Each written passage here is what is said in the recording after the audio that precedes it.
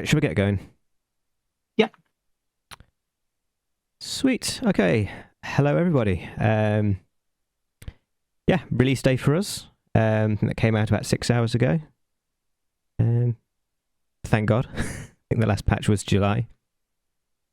Yeah, super happy to finally get it out. It's didn't quite realise how big the patch was until we started doing the screenshots for the ModDB article, and after sort of doing screenshots of 6 separate subfaction rosters, I was like, oh, okay, actually, yeah, this is bigger than I realised. That said, I spent quite a lot of time working and away from modding, so it's really been the rest of the team that are the heroes for this patch. So yeah, thank you Oleg, thank you Clonan, thank you to the rest of the guys. If one thing I forgot to do, I'll need to update the size that the game should be, but I'll do that later. So yeah, I've done that in a few places, but probably missed a few.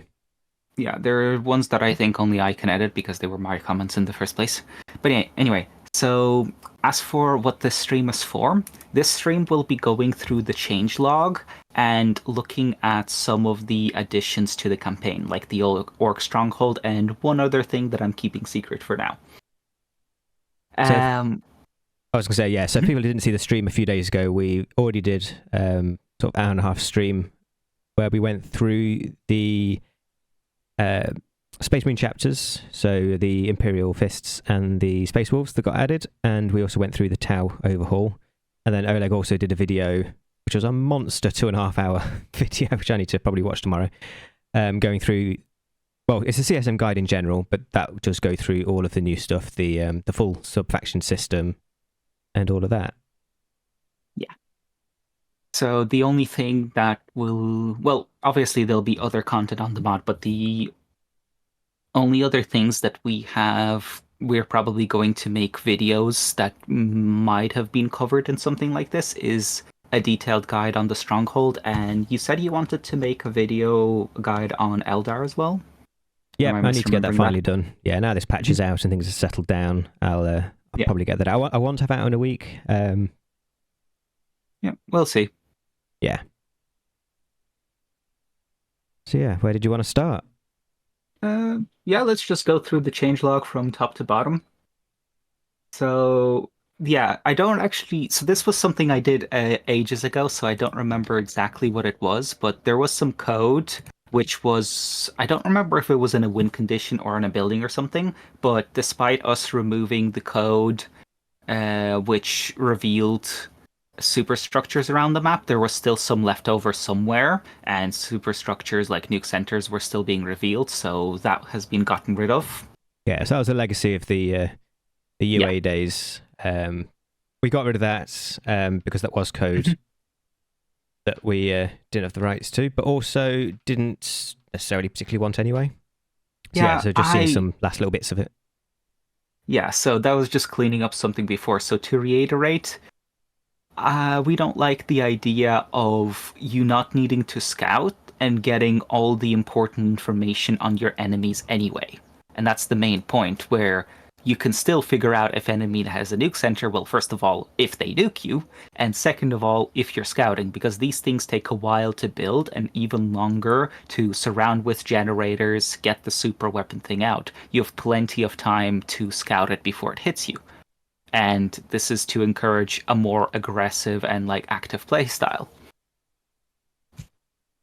Yeah. So moving on from that, Titanic shield boost. I think this was more so an issue for the AI than for players, where harder AI that would get more cheats would just keep spamming Titanic shield boosts and just make their Titans invincible for prolonged periods of time. So this was done to stop that, mostly, but it's also a nice change. You shouldn't be able to just...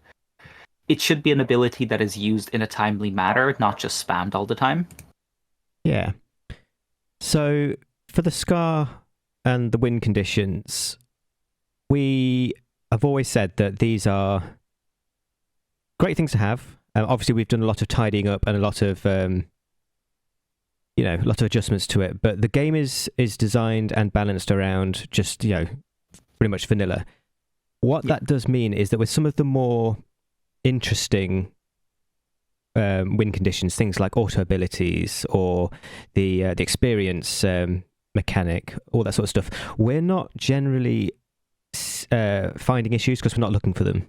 So in particular, if you are playing with some of these win conditions and you do find issues, seriously, come to the Discord channel, let us know. We'll fix them because it doesn't take long to fix, but we're not going to find them in the first place. So this is really something that if there are win conditions that you like playing with, that are some of the the more code intensive ones, the more feedback we get, the better they'll be. But we also don't have time to spend a year just focusing ourselves on this. So this is pretty much purely going to be a community led thing, really.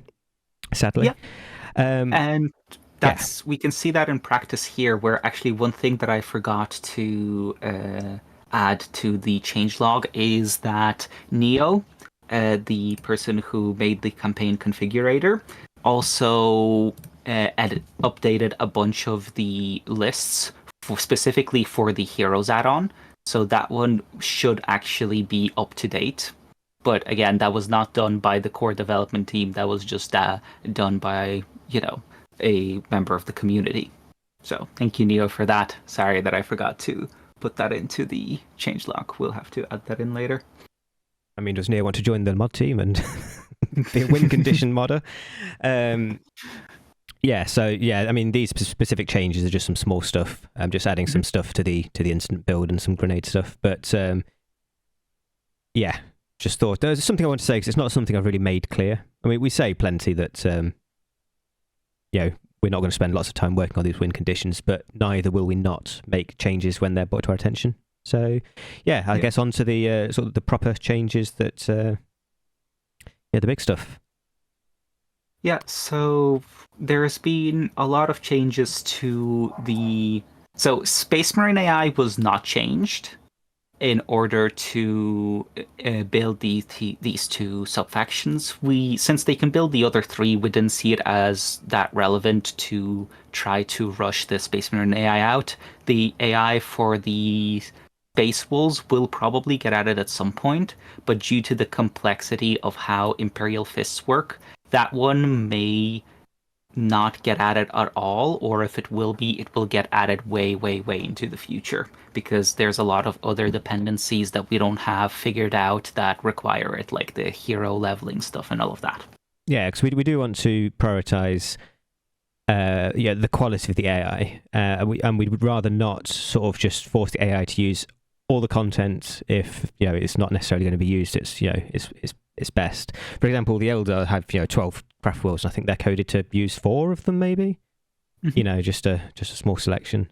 So we had a request on the, well, not a request, a suggestion, a bit of feedback on the server about the I think it was generally the Tau commander going on to melee squads and melee commanders going on to ranged squads. So we fixed that. Yep. And CSM AI was also properly changed to account for the to the changes made to the Space Marine faction as well. Sweet. A bit of an update on the just general Tau stuff. Updates the new researchers are used. That'll be talked about later. Yeah. And just general logic on how they choose them. This is something that probably could get done to all of the AI at some point, actually. So the way the AI works is that they have kind of like a build order on when they'll do stuff and what requirements they'll be looking at. So a lot of the time, a lot of the code is kind of 10 years old and is not that intelligent sometimes. As a good player, you work out sort of good orders to build your researches that are efficient and strong. A lot of that is not really in AI at the moment, so that is something that we could maybe take a look at some point and really just look at the order that it gets researches, and maybe ones they're going to ignore, just to improve the AI further. That's not actually that difficult to do. It's not actually going to take that long to do. It's just not something we've looked at yet, but that is something we can look at. Because one thing with the AI is if you're a half decent player and you're doing a half decent build order. You motor ahead in terms of the game pace. You get up the tiers faster. You get the good researches faster.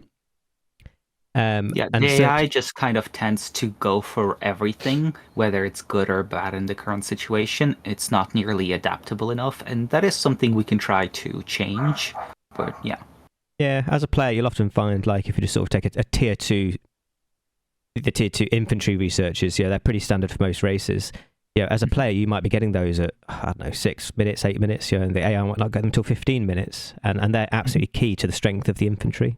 And a lot of the time, when I'm sort of playing, so I play, say, 80% of games as Eldar, and I've done all these changes, and I'm constantly paranoid that I've overtuned everything.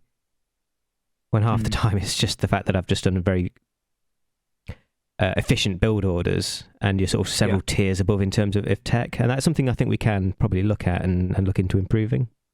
Yeah, no, I think this when me and Eagle had a look at the CSM AI, we definitely improved it significantly as well on top of everything else. Where CSM AI wasn't bad, but I do feel like it's definitely better after the patch.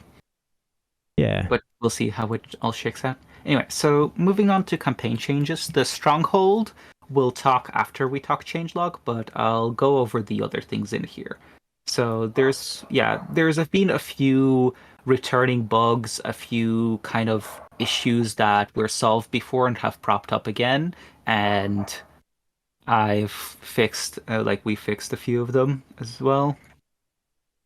There was also an issue with the Space Marine Stronghold where the attacks from the main base did not properly scale with difficulty, so it would send attack waves at you as if you were on brutal, despite regardless of what difficulty you were on. So that's been properly scaled now. The save and load issue is something I fixed before, but I didn't realize that it can return. I won't explain why. It's very weird and very annoying, but I'll just have to keep an eye on it. But it should be fixed again, so you should be able to save and load in reworked strongholds without the AI becoming hyper aggressive and just sending everything on the map to kill you.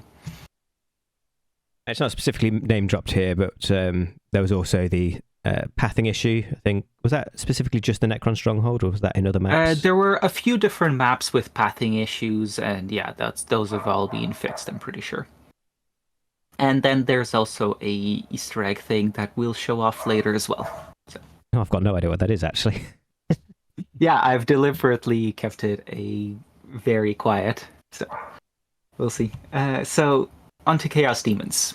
So first of all, Chaos Demons were way, way, way too power hungry. So there's a few changes to specifically reduce how power hungry they are. First of all, their listening post cost. They only cost power, and I made them cost less power to be in line, to just make a bit more sense and be more in line with what it should be. And then half the cost of all their researches, because their researches were just way too expensive and way too difficult to get to where it would actually be better to tech up than to try to improve current units. So that's been balanced around a bit. I've also streamlined their tech progression, where the Maledictum is now the tier requirement for tier 3, and the Doom Gateway is the requirement for tier 4, so you can no longer just click the button and go from tier 1 to tier 3 or 4 or something. So you actually have to require buildings in between, because that was one of the main things where you could just click the button without any time in between. So if you had the resources, you could get to tier 4 really, really quickly. Just imagine having like a 4v4 multiplayer game and a couple of people just rush you. Yeah. Let's see, what else? Tier 4 add-ons, giving more health. Oh yeah, there was a weird leftover code there that we got rid of. So the other change that I made is I wasn't happy with the commitment to being lesser or greater, making the other half of your roster unviable. And so I decided to implement a new system where there is a new research. It costs 500, so as much as going tier 2. And when it's done, it will allow you access to the other 3 researches that you don't get. So there's still a point to pick either lesser or greater. So in terms of which units you'll have the upgrades to first, but it isn't as punishing of a choice. Good. Yeah, that is one thing I don't want in the game, really, because obviously we're focusing very much on sub-factions. That yes, I don't want it to become a case where if you pick a sub-faction, there's a particular thing that is good at, and then everything else is garbage, because then it just becomes oh, they've gone for this sub-faction, this is what I'm going to be facing, everything else is going to be shit. I know exactly, because it's predictable as an opponent and boring as an opponent, and it's also very boring as a player. So yeah, that's something generally that is one of my main, personally, design concepts. Tuning your race, giving you more options, giving you more flavor, but the race at its core being unfortunately for demons, it's a little bit weird because there are 4 factions rolled into one, and even in tabletop, GW themselves have trouble with this. So it works a bit different for demons, where the choices are more impactful and significantly change which units you'll want to use, but it's less so of a problem now than it was before. Yeah, that's great. I mean, all races are going to be different. It's not going to be the same for everything. Listening posts were also given a ranged attack. I did not like the AoE thing that they had. It was mostly useless, honestly. Even versus melee squads, it wasn't that good, and versus ranged squad, it was useless. So I've given them a basic ranged attack, I think, and then also a add-on you can get, which also gives them a secondary ranged attack. Because the listening posts for demons were one of their main downsides, where it was so difficult to defend them. So we'll see how that works out. Maybe it's too good, maybe I'll have to nerf something, but I do think it's a nice quality of life change. And then just a few bug fixes. The Greater Demon Prince changed the jump to a teleport. You have a bunch of description fixes. The Greater Bloodthirster, its sacrifice ability was restoring the morale shield. Now that's been removed, where it will only restore health, and it also requires some power to activate, so it's not nearly as spammable. And a new unit was added, the Possessed Tank. It's a unit that you need to go Chaos Undivided in order to be able to get, but it's a fun AoE unit. Sorry, it's an anti-AoE. It's an anti-swarm unit. It has a lot of AoE both on its melee and its ranged attacks. So it's fun. I've played with it. It's a lot of fun. It also does push-ups when idle. It's fucking hilarious. Yeah, it is very hilarious. So moving on to Chaos Space Marines, I'll be quick here because most of this was already covered. So the sub-faction system was covered in another video. We won't go over that again. A few notable changes. Just give us the 30-second overview of the sub-faction system, because that other video is 2.5 hours long. So okay, give us a 30-second short story. Yeah. 30-second overview. You pick 2 out of 4 options, where you have World Eaters, Death Guard, Emperor's Children, and Thousand Sons. You pick 2 that are not opposites, and you gain 6 units per each one. So 12 units for 2 of them. And you have researches in the Sacrificial Shrine, Sacrificial Pit, whatever it's called, that buff those units. And that's basically the gist of it. And I think on average, it's been about 4 or 5 brand new units per chapter. So it's a good 18 new units there. It's a big chunk of new content. Yeah. So Havoc health was reduced. They had way too much base health. Don't know why they had so much base health, but for a tier 1 unit, especially a setup team, too much health, and so that needed to be reduced.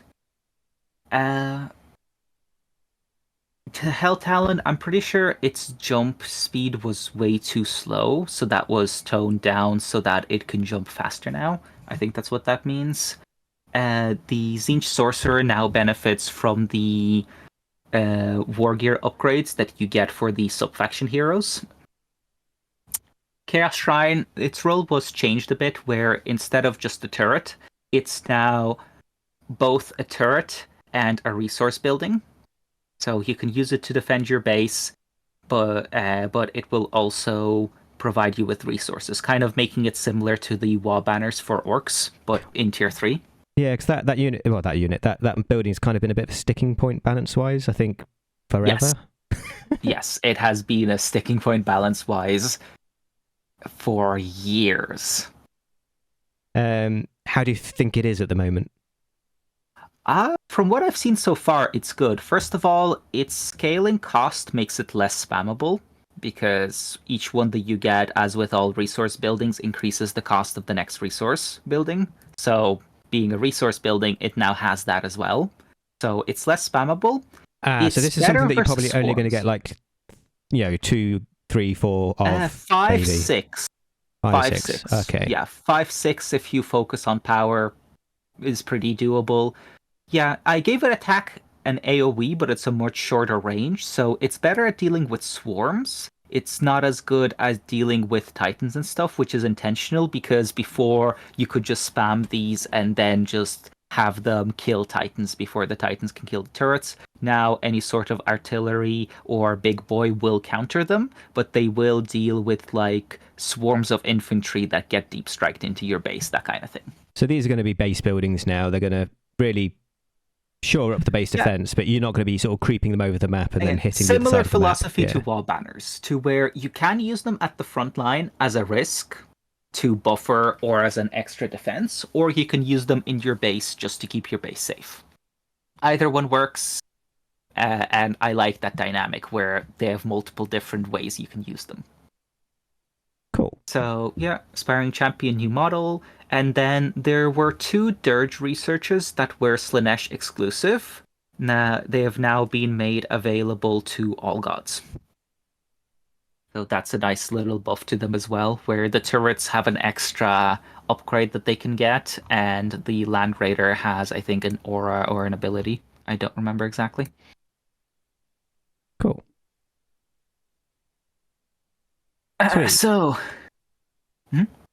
Sweet. I'll talk some more before you can move on to Eldar. Dark Eldar, the Instigator, was reducing enemy movement speed up to the units moving in an absolute crawl, which was especially annoying versus Titans. So that's been removed. There's no need for it to do that. Screams of the Damned, that's the ability that the Dark Eldar spam that reduces everyone's morale.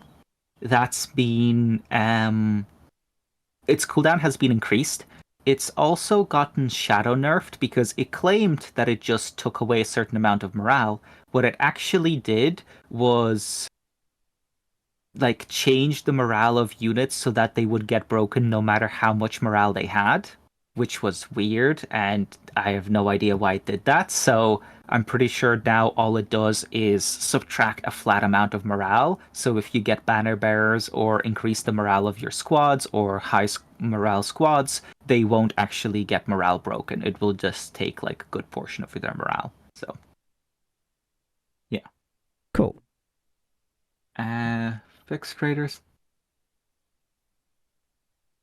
Yeah, so there was another issue with the Raider was shooting its side weapons even when there weren't any squads in it, which is weird because the squads that you... Like, it's a transport. The squads that you put inside of it are meant to be the ones arming the side weapons and shooting out of them, but it was shooting them without the squads, so, that's been fixed, where now it will only shoot that stuff if there are squads inside of it. Yeah, and then for the final stuff with the Dark Eldar, mostly just some bug fixes. One big thing with this patch is we had years worth of well, it literally was years worth of feedback that we'd got from the community.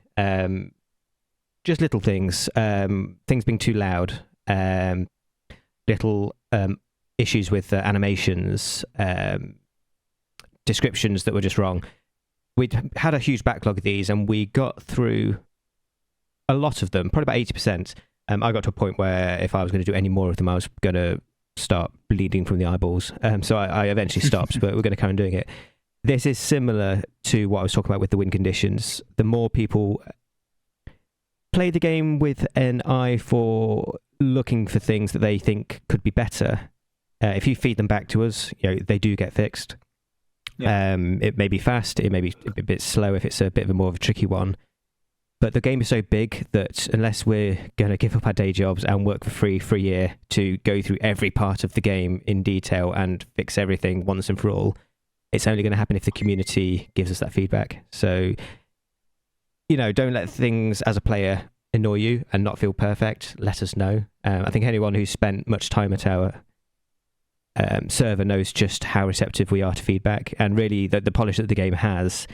Sure, it's some of the thanks have to go to us, the developers, but really 60-70% of the thanks has to go to the community, because they're the ones that bring our attention to stuff in the first place. The game is too big, and we are too small a group, to catch everything. To catch a small percentage of stuff. There's so much, and it's not exactly like the mod started in a good position when we when we started from our no, there's UA so much 1.89. legacy code that we have no idea what the hell is going on. And granted, we got through, I think, a good chunk of it. Like, I remember when we did our whole looking at how many files were changed. I think at this point, we've at least messed around or changed with like maybe 80% of the files, something along those lines. So I think we were at that figure a few years ago. So yeah. So probably closer really to like 90, 95%. But still, there's a lot of leftover code that even if we mess with some aspects of a unit, might still be there somewhere else. So yeah. Anyway, do you want to talk about the Eldar changes? Yeah, so no big Eldar changes, but I'm always fiddling. Well, actually, there are a few big Eldar changes that I added in when you were gone. So, first of all, there's no new craft worlds. Okay, fair enough. But there's some big balance changes, because some of the nerfs are significant. Yes. So the Storm Serpent transport, the way it was working right now was very kind of, it was weird, it was cheesy, and we had a few different ideas thrown around. What we landed on was its ability to share its network with the warp gate, because I'm pretty sure it still does, right? No. It's totally separate transport system. Ability to be a mobile gateway. Only being able to hold a few. Yeah, you can't move anything. No. This was the exact issue where it was sharing its ability to it was sharing its unit pool with the webway gates, and we were talking about what the hell. Yeah. So we were kind of going back and forth on how to fix this, because it could transport an entire army and just get it out there. So yeah, I'll need to check on if it can still do that, but judging by the changes, like its speed being reduced, its transport being reduced, it still has the ability of transporting units or sharing its stuff with the gateways, but it's a lot easier to counter now. I'll need to double check on this. Again, you'll have to excuse me. It has been over half a year since I've made these changes, so I don't remember exactly My what memory happened. of the situation was that because it was such a big transport amount, so 10 units, and you could basically move an entire army between two wave serpents, so 400 I think relic in total, along with the storm serpent being very fast, having the jump. It's not that it shares its thing with the gateway. It's that if there's two of them and one of them gets killed, it's shared between each other. So yes. That's exactly how it works. Yeah. wouldn't sally and wouldn't die. Sorry, that's what it was. Got the two confused. I knew that it was the squads wouldn't die when the transport gets killed. I just didn't remember exactly how. So that was it, where the squads inside wouldn't die if you had two of them because they were sharing the transport space. So they're still sharing transport space, but they can transport less units now and at lower speed. Now I remember it. Yeah. So that took a while, but for the too long didn't listen bit is that it used to be 10, it's now 4. And the tank itself is slower. It is a big nerf. That said, it was kind of one of those things that, as an Eldar played, had access to for many, many, many years. And if you wanted to use that mechanic, it was insanely powerful. It's been nerfed to shit, but it's still strong. Just the fact that you can move stuff. You can basically just use it as a mobile gate from your production buildings to your army. Yeah, and for 400 relic, even just that is very powerful. Especially with Eldar being able to sort of be so mobile. So yeah, it is a big change. I don't think it's unreasonable. So Spirit Seer armor. So this was a funny one where the ability on transports to reinforce squads, where they get extra reinforcement, right? Where you could add more squads to it. That would work on Wraithguard squads because you couldn't target Wraithguard itself, but if you specifically targeted the Spirit Seer that came as a leader with the Wraithguard squads, you could then have extra 3 or something Wraithguard in your squad. Needless to say, not intended, bad. So we just changed its armor so that you could no longer do that. It was strong enough on Wraithguard and Wraith Blades, but on Ancient Wraithguard, getting any extra models is a ridiculous bad balance.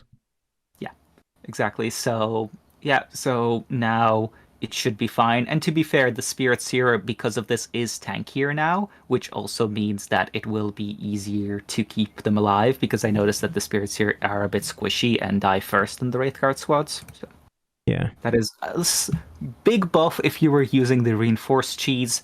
Sorry, big nerf if you were using the reinforced cheese, slight buff if you weren't. Fire Prism and Linksta, their damage was just way too high. I don't know if they have the plasma problem or what the hell else was going on, but their damage was way too high, needed to be nerfed. They both have a fair amount of AoE, which probably wasn't helping. Yeah, exactly. High damage, high AoE, not even that glass cannony, honestly. They weren't that squishy, so. Revenant Titan anti-building damage nerfed. This is to prevent the quick, because Revenant Titan is really quick. So this is in order to prevent it from running into an enemy base, sniping its production and generators in like 10-15 seconds, and then running out before its shield can even completely deplete. So, yeah. Yep. Swooping Hawks, they had the highest health, I think, of any Aspect Warriors, which made no sense for what they were. They didn't have the highest health. They had matching health. Basically, when I originally made them, we basically had 2 tiers of health. We had the melee squads and then the non-melee squads. They had highest health if you go Altensar, because they had the same health as others, and then Altensar would buff their health, meaning that they would now be much tankier than any other Aspect Warrior, despite being a quick, fast attack unit. Yeah. So because of that, health was nerfed. I think the Altensar buff, I'm not sure if it was nerfed or changed or what exactly happened there, but basically right now with the Altensar buff, they have the same health as other Aspect Warriors, but without it, they're squishier. Which makes sense. We had the, I think it was the Russian gang. The Spanish gang had the Spanish gang. Yeah, there is a Spanish server which plays a lot of Crucible, and they had problems with the Swooping Hawks absolutely dominating in 1v1s. I think anyone that went Eldar in PvP, obviously you're going to use powerful thing. I think everybody, period, was just using Altensar Swooping Hawks. Yes. Yeah. When that happens in a game, you're fucked up on balance. Yes. Okay, so this stuff was all done while I was busy. You can tell when I came back, because the rest of the stuff is all mine. Yeah. So, okay, so we've... added to the number of aspect researches that you can get. So out of the 16 researches, so 2 tiers of all 8 aspects, you can now get 10 rather than 8. I think I originally went too overboard with making every game different and just forcing you to use too few. So yeah, we bumped that up. You still can't get everything. You're still going to have 3 aspects that you've not upgraded. But, I think I went too far down the... let's make every game... It was the same unique. thing as Demons, where you commit to too few an options and you're forced to spam them. Yeah, and especially because they're also interesting now. Yeah. And the biggest thing I've tried to do is make them all equally viable. So then to be sort of so locked into how many you can actually get was a bit crap. Tier 4 upgrades have been used. I've said from the start, my main thing with Eldar is I didn't like the idea that you had low tier aspects, high tier aspects. And we fixed that with the aspect system, but then we still had the fact that as soon as you get to late tier 3, tier 4 for sure, most times they're not. You're just going to go to Wraithguard or your Wraith Blades. Yeah. It's still somewhat the same because they're great, but with the tier 4 upgrades, you really have a lot more use for them. Sure, there will be games where you are put against, a brick and a hard wall. You need the absolute most efficient thing, which will probably always be Wraithguard because they are the higher tier unit. They are the tier 3 and the tier 4 units. Yeah. But if you're not absolutely needing 100% efficiency, then you can have a lot more options. So which is maybe 60% for immersion rather than for for sort of high-end PvP gameplay. But most people play this game at PvE. Immersion is what they're after, a lot of the time. And that said, even if you are needing the absolute best, swooping hawks in tier 4 and getting that insane speed, shining spears. I think shining spears probably do potentially benefit most from this, especially when you add it to the shining spear research in some of the aspects. But no, it should be good.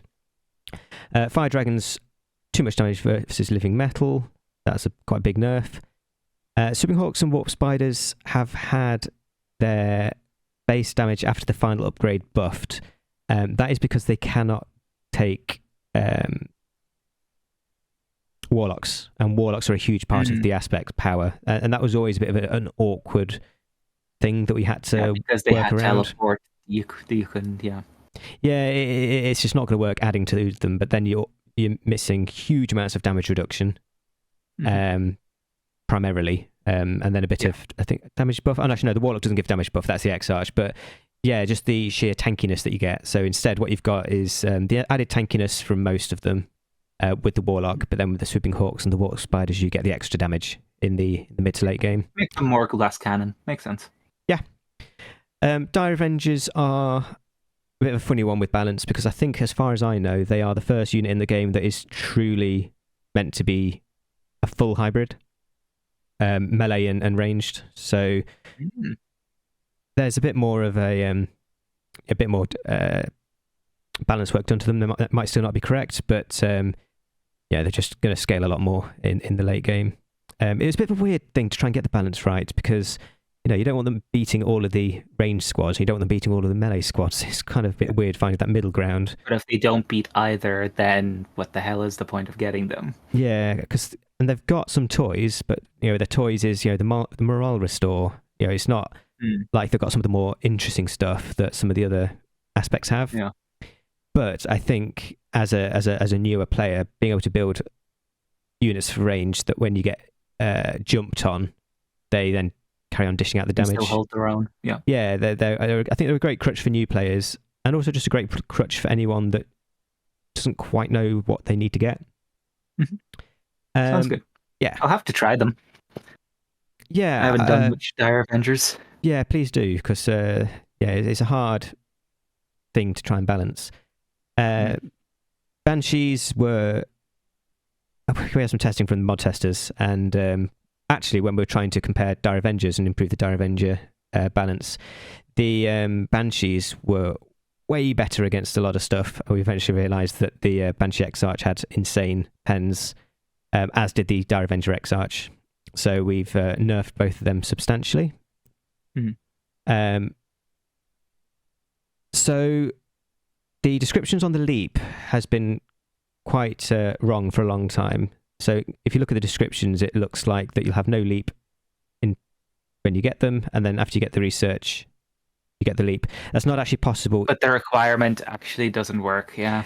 It would if there was only one Leap in the army. It's a weird thing from vanilla. Obviously in vanilla it was just Banshees. Now you've got Harlequins and probably other stuff. Which is probably why the code, that the core engine code for that is actually an absolute mess. Because you can only globally enable and disable Leap. So what we've done is we have halved the Leap distance in as base, and then doubled it back up to the original when you get the first research.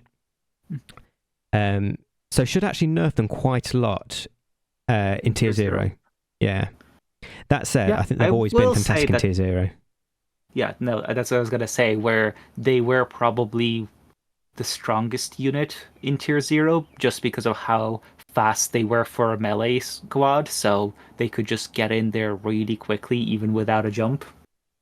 Yeah, I mean, if you look at some of the jump ranges, jump ranges, the Leap. Now, if you look at some of the normal jump ranges like jetpacks, and then you look at the Leap range, so this is 12, a lot of the jumps are just like 25, 30. Yeah, the Leap was kind of like a infinite half a jump. Infinite half jump. Yeah. Striking Scorpion Exarch and the squad himself slightly buffed, just trying to separate Striking Scorpions and Howling Banshees. Banshees will always be very strong with the morale nuke, so giving the Striking Scorpions more tankiness. Yeah, I think that makes sense. Yeah. Everything can now enter the web cell, period. From the all of the Titans. Can aircraft? Yes. Nice. That's cool. Yeah, so it's just everything. That was always a part that was weird, where like practically everything could go into it, and aircraft would just have to awkwardly jump their way or walk their way around the map. So that's fun. Yeah. And then Shining Spears can no longer go in transport vehicles. I did not realize that was a thing. Yeah, they were probably just copied over and classified as like infantry or something. So, when I did the new aspect series, aspect system, they are from a gameplay perspective infantry. Yeah. So that was a bit of a cock up there. Apologies for that. Death Jester's AoE is now scaling. I think we've had a nightmare with yes, Death Jester has been a nightmare to balance, where by themselves, like if you were to look at one unit, they're fine. But the problem is they have an AoE attack, so if you have any sort of choke point and you have like 4 or 5 of them stacked up, then suddenly they can kill everything really, really easily. Especially anyone that's playing any sort of swarm. Yes, any sort of swarm would just die immediately to them. So that's been a nightmare to balance. Infantry slow. Such as Necrons. All the year infantry, actually kind of scary. All of the Necron infantry will be damaged highly by them. I've got almost PTSD from Oleg fighting me with Death Jesters only. It's so annoying.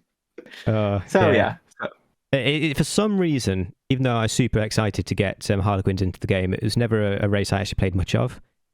And then I sort of heard about, and it wasn't just Death Jesters, but as soon as other communities were getting hold of them and using Eldar, a lot of people, before my Supreme Court mistake, were finding a lot of stuff in Harlequins to abuse, and I think Death Jesters were probably what drew people to that in the first place.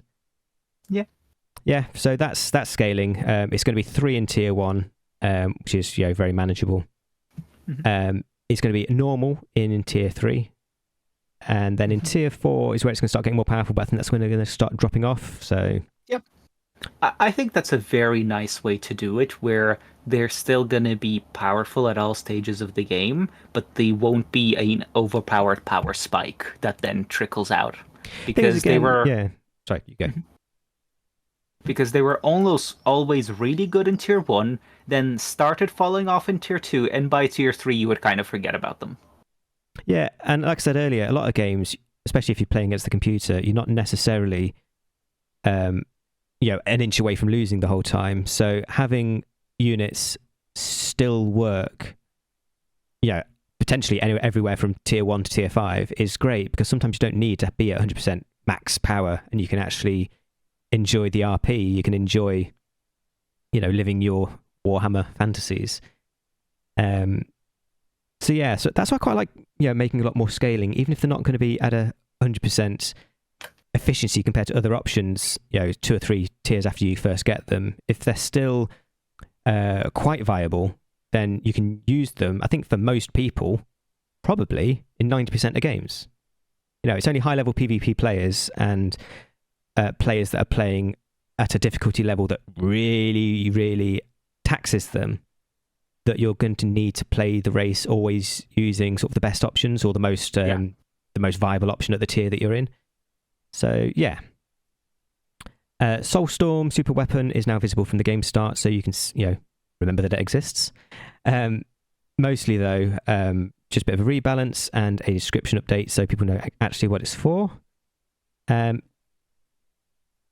Eldritch Spies had a bit of a big change for a reason that's actually not an issue anymore, but coding wise. But I actually like this new implementation, so I'm not going to explain it all because it will bore everyone. The way it now works is that the cost has been increased to 5,000, 10,000. You can only build one of each avatar, so you'll have your original avatar, and then you'll have another one of each.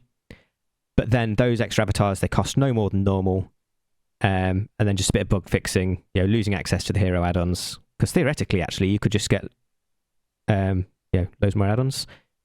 And then a new icon so you can work out, if one dies, which building you need to go to rebuild it. And then we've had to remove the relocation for a code bug that I have no idea, but it was, when you were relocating, it was disabling auto repair and nukes. Never worked out why, but whatever. It's probably something in there that disables abilities whilst because all of those things are abilities, so probably something that disables abilities whilst they're being transported, but then forgets to re-enable them. Yeah, we've seen that. If it's a toggle, when you toggle back, a lot of things don't revert, which I discovered when I was trying to make the new crisis suit mechanic. Yeah.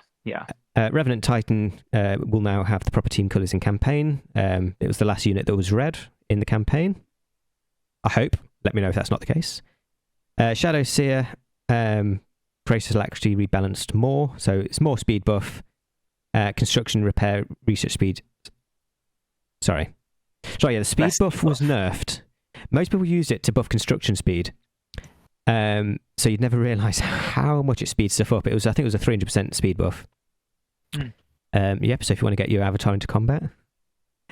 But yeah, the construction stuff actually was not as strong as I thought it was, so I've buffed that up a little bit as well. So, and then I looked at all the other stuff and realised how shit all of the fire and ice shards were. Honestly, they were tickling stuff. So they've been buffed, and then a full description rework. And then, for a lot of people, this next bit's probably the most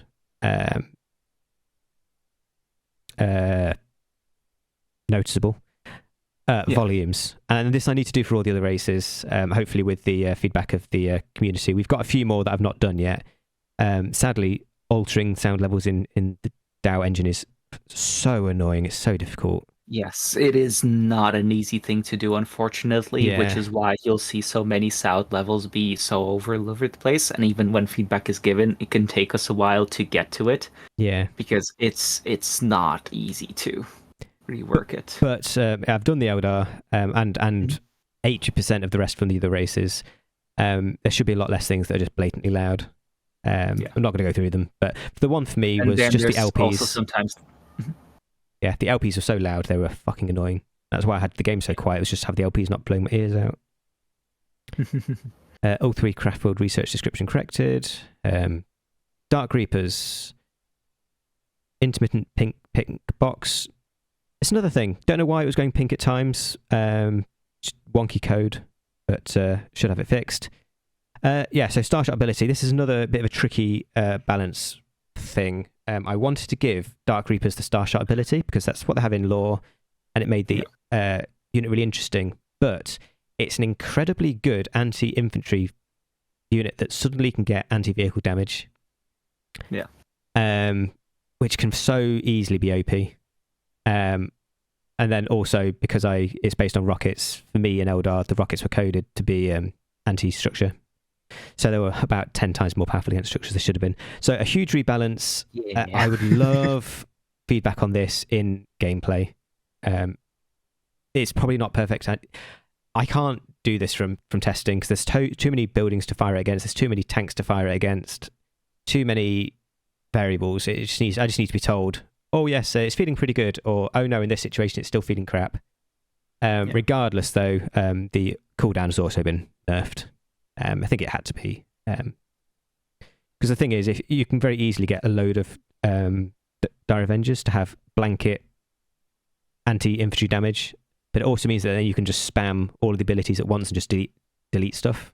So, yeah, it may need to be nerfed more, the cooldown. But yeah, whatever. We'll work it out.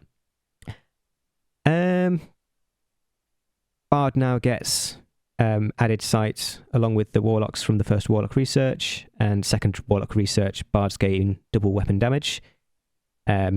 Just so when you're playing Harlequins, you get the same amount of benefits from that research. The Bard was getting the Fortune Aura. That had been removed from Warlocks, so that was just on the Farseer, but the Bard still had it, so that's been sorted.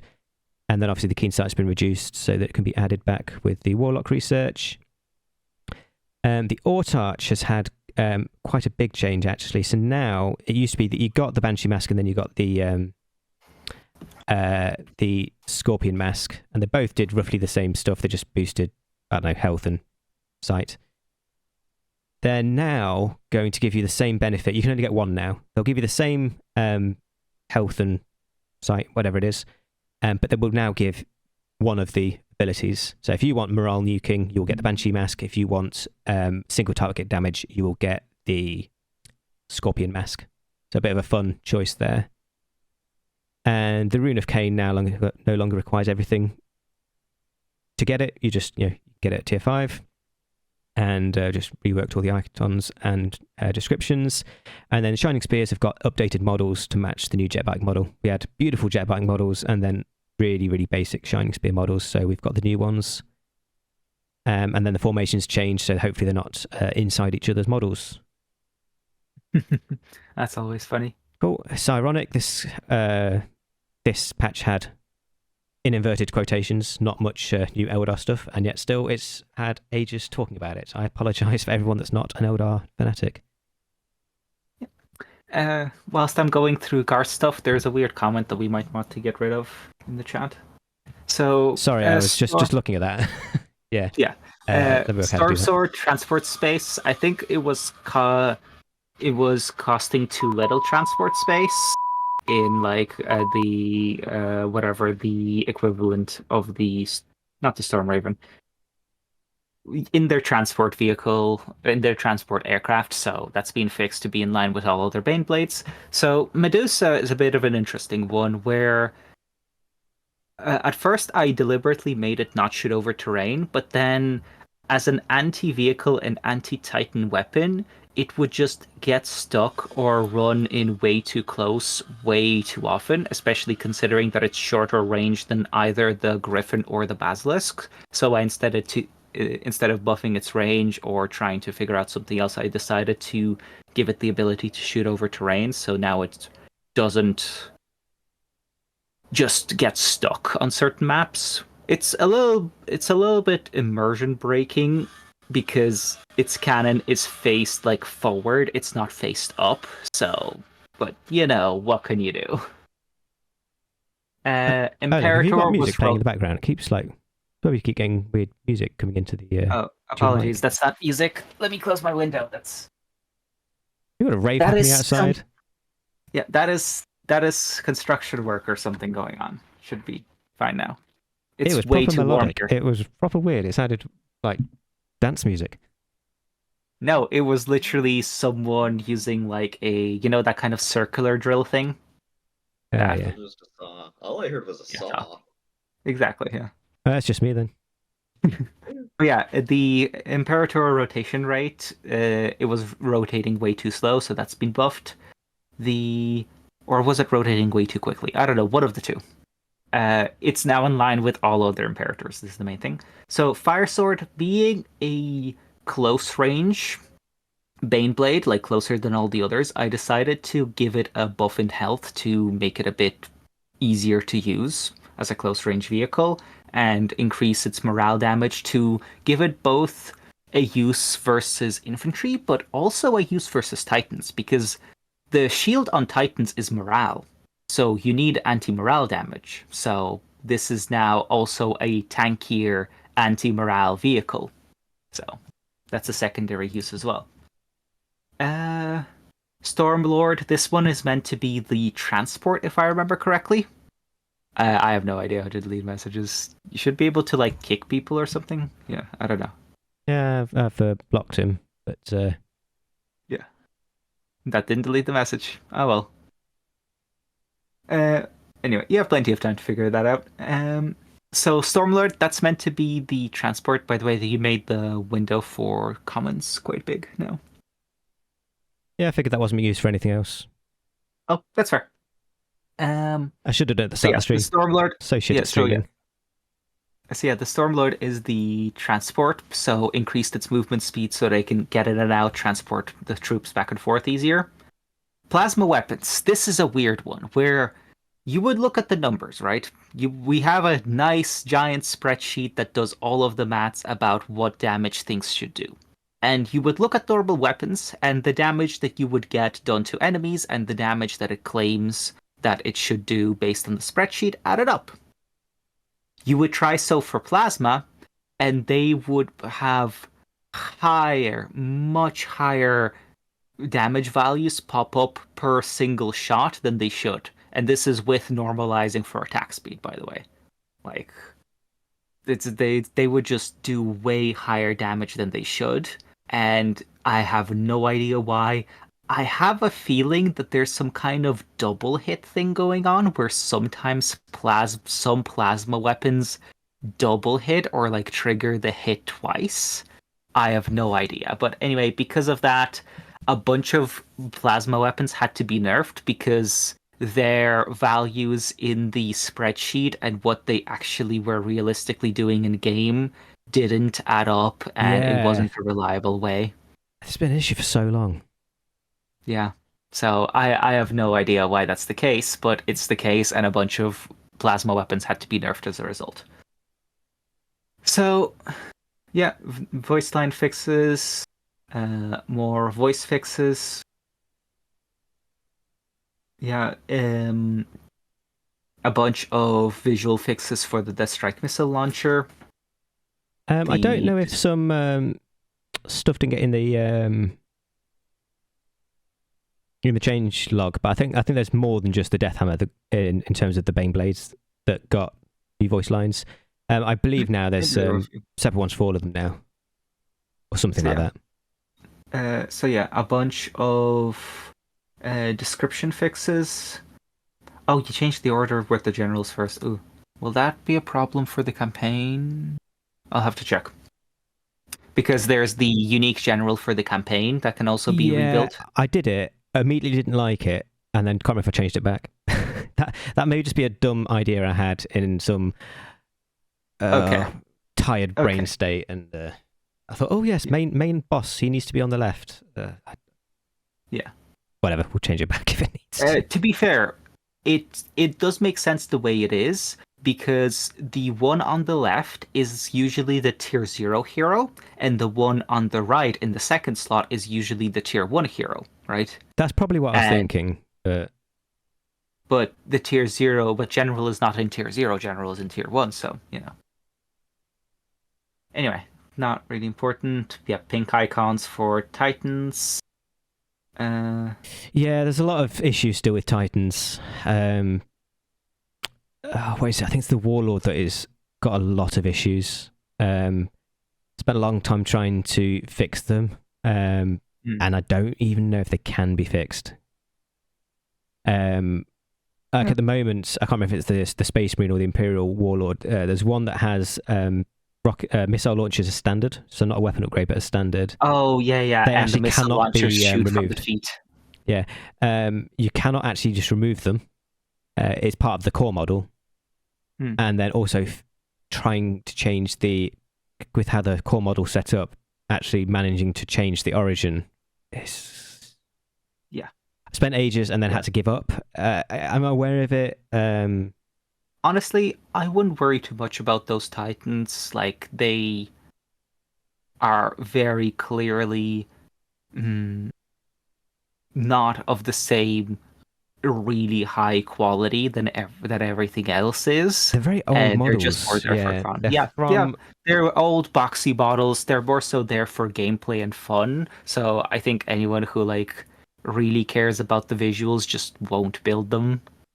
They're Titans. They're not exactly necessary, and you have plenty of other options. I just wanted them in there because they weren't used, and they did fill some nice gameplay niches, but I don't feel like they need to be perfect in terms of the actual aesthetic. Yeah, I mean, with they enough were time, never gonna be. With enough time, I might be able to get the missiles coming out of the right place. I mean, I would argue, this issue is fixed, but they're still boxy and don't look very much like the rest of the faction. So I would argue we would just need entirely new models to make them properly fit visually, and I don't feel like it's worth the effort to ask Keck to do that, even if he's willing to. So nah. Well, if some of those models aren't his anyway, that's the issue. Yeah, and there's that aspect as well. Yeah.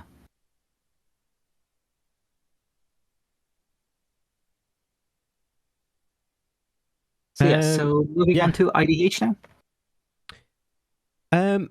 Yeah, I had big ideas, and then realised that because I'm basically going to be rebuilding IDH soon, they ended up not actually getting too much. So a bit of a official announcement.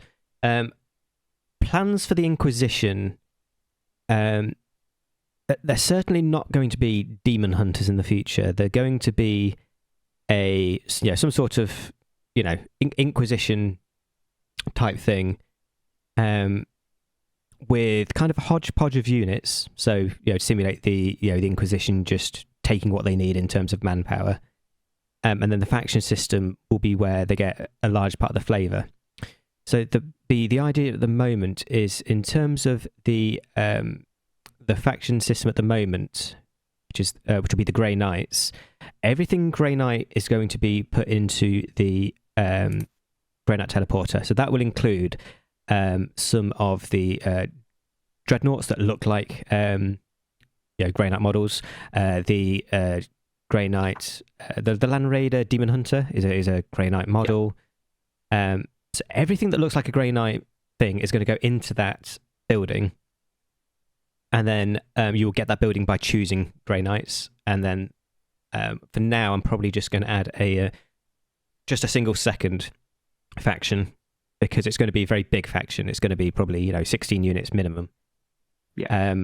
I've toyed with ideas. I have said stuff publicly in terms of who it might be. I'm not going to say it now because I don't know if it's going to be who I'm sort of thinking, and I've not really looked at other options. But basically, where we've got Grey Knights at the moment, including dreadnoughts and all that sort of stuff, all that will go and will get all swapped out for something else. And then in terms of the core roster, that's going to get massively expanded because we're going to have all of these empty spaces. So we're probably going to get another 5-6 units maybe to go into the core roster. Idea being that you can play Inquisition powerfully without using the faction. So I'll need to have good quality and enough content to get you from tier 0, tier 3, maybe even tier 4. Yeah. Without touching the factions. So that will need quite a big shake-up in terms of what stuff does, what tier stuff are, and then more content. Mm-hmm. And because all of this is being done in the future, I decided not to put too much time into Inquisition now. What they have had, Acolytes had no keen sight at all. As most people know, Infantry has a standard keen sight of 2, so if they stand next to a stealth unit, they will pick it up. acolytes weren't doing that. Grenadiers cap produced from 3 to 2. Yeah, that was an annoying one because you could barely get any squads before you were capped in tier 0. Yeah, and especially with their cap being a bit more long, takes a bit longer to get, because you got to, which is probably going to change. Seriously, Inquisition is going to be a rebuild, probably even more so than Tau. Tau was rebuilding in terms of getting everything good, but the Inquisition overhaul will probably be a redesign, I think, in many ways, a reconceptualizing of a lot of stuff. Urban territories will completely change. I think a few people, it might have been Oleg that mentioned it, has described Inquisition as being only good because of the income you can get. But if you didn't have the income, they wouldn't be viable. Yes. If you were to ban ban eco structures, right? Let's say you were to give factions extra cap and you were to ban any eco structures that any faction gets, in terms of cost efficiency and actual units, especially after tier 1, Inquisition just completely drops off. Yeah. They are so reliant on their extra income and urban territories to stay viable. Otherwise, they're just done. Yeah, so it's all going to change. The cap system's going to change, the urban territory system's going to change. Obviously, the roster's going to totally change. Researchers will be overhauled. But for now, Shrine to the Emperor, Titan research and affects the Imperator Titan. Well, it doesn't really matter. If you bring that out, you're probably winning anyway. Descriptions have been fixed to no longer talk about Space Marines. Venerable Dreadnoughts had some voice lines substantially reduced. Grey Knight Terminators description updated to specify that they are the tankiest infantry unit. When I did the last rebalance, we did make it so the Paladins were the big damage dealers and the Grey Knights were the tanky versions, well, the tanky option. It wasn't clear in game unless you took the time to fully play test. Build both of them. Yeah, so that's in descriptions. And then the Grey Knight infantry, they now all get the full grenade set, apart from purifiers. It made sense. And then a bit of standardization with the weapon servitors. So the multi-melters and the heavy bolters have all gone to 1.5 seconds to make them a bit usable. And then the multi-melter can't fire while moving. So now both weapons work the same way. They both can't fire while moving, and they both have 1.5 second setup time. So they actually should be, and I love them anyway. They should be much more usable now. Yeah. Storm Raven's been had its size reduced, probably 30%. Yeah, a big difference. And then we've had the urban territory. We've had the descriptions corrected to tell you what they actually do. They were saying what they did, but just they weren't correct. And then the Demon Hunter no longer captures a relic. And that's something that was done on most races, not kind of gimping. That was done on most races a while ago, and we just forgot to do this on Inquisition. And then description fixed on the Hyperius. Yeah, so with the relic thing, that's something that's kind of a big decision that we have, how relics work, because you can have it where that if you get the relic, it unlocks half of your game, and I think on some races that's almost how it was. If you didn't have the relic, you couldn't get the relic upgrades. You couldn't get your certain commanders. Races, it was genuinely, like you couldn't play with a lot of your big toys in tier 3 onwards unless you had relic. So we decided to change that. Where now, and the reason why it was that way is because you could get very few titans. Like, I don't know if people remember what the old relic system was like, but you could barely get any titans. It was so bad. It was so difficult to get titans unless you had an increased relic resource. So this is why basically everyone played with increased relic income, because if you had just baseline, it was very, very difficult to get your titans out. Some of them were literally impossible. So when I standardized the system to actually make relic more important to titans, we could make it less important to other aspects of the game, so that relic would only really affect relic units. Yeah, and especially I have memories of so many PvP games, especially larger ones, 4v4s, where you're on a map with, say, 1 or 2 relics, and you got halfway into the game, and if you weren't one of the lucky ones that got the relic, that's it. You've kind of reached your cap of power. Yes. So it's boring to play, but then also whoever managed to get the relic, they'd probably end up just steamrolling the game. Yeah, basically. Yeah.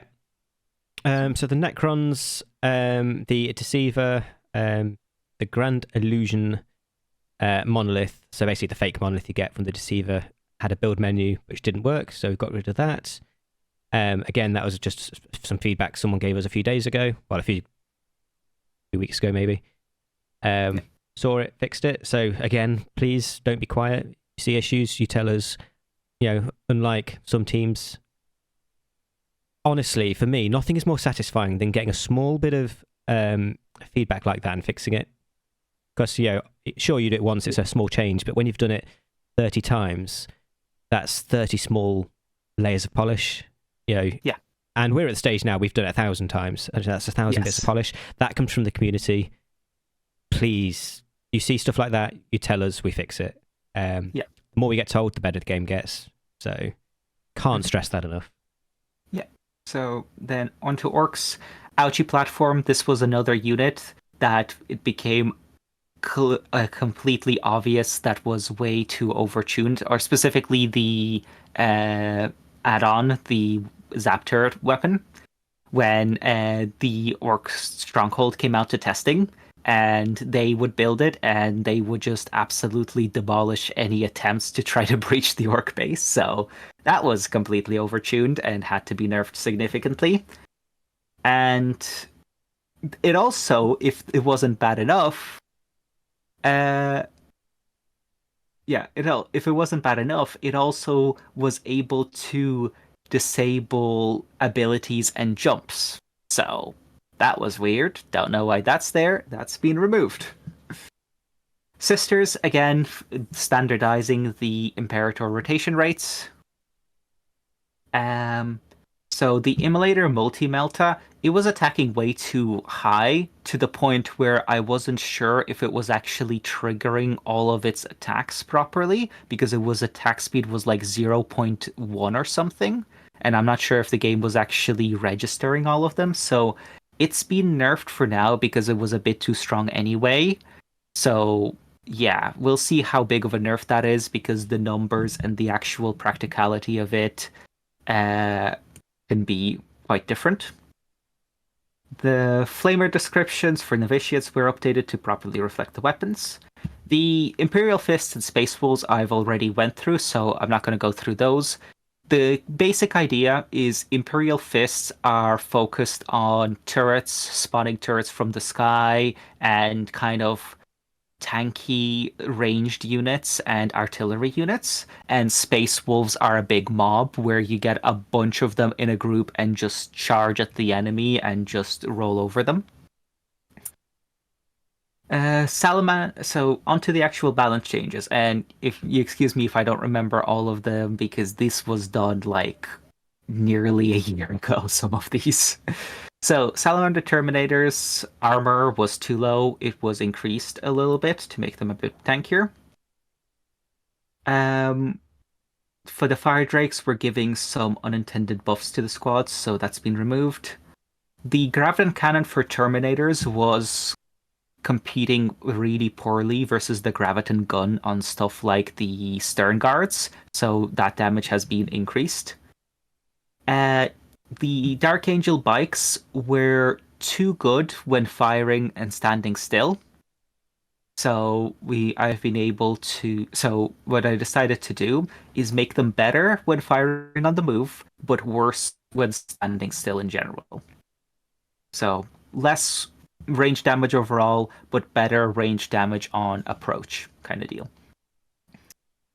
So Tier 3 turret, it was a bit too expensive and its armor type was too low, so armor type was increased, making it tankier, and it was made a little bit cheaper so that you could properly defend yourself in later tiers. Graviton guns and cannons could not hit air units, which was weird considering that they're air titans, so they can now hit air units. Damocles, I don't know what the hell the Damocles was doing as a tier 1 unit. I would either have to like, it's a utility vehicle, right? It buffs your sight and keen sight range. It has some interesting utility abilities, but it was way too powerful for tier 1.